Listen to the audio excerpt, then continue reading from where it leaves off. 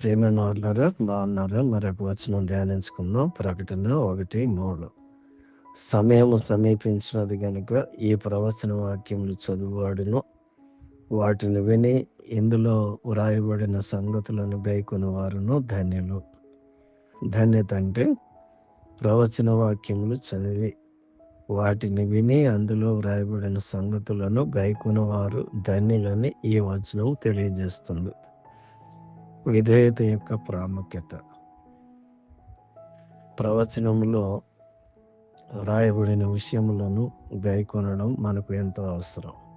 సమీపమైనది అంటే ప్రవచనముల నెరవేర్పు సమయము సమీపమైనదని ఈ వచనము మనకు తెలియచేస్తుంది. లేఖనములను గైకొనుట.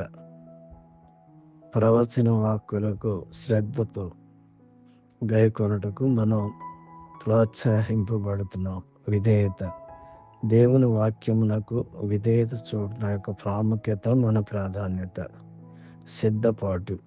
జరగబో సంఘటనలకు సిద్ధముగా ఉండాలని మనకు హెచ్చరిక చేయబడుతుంది.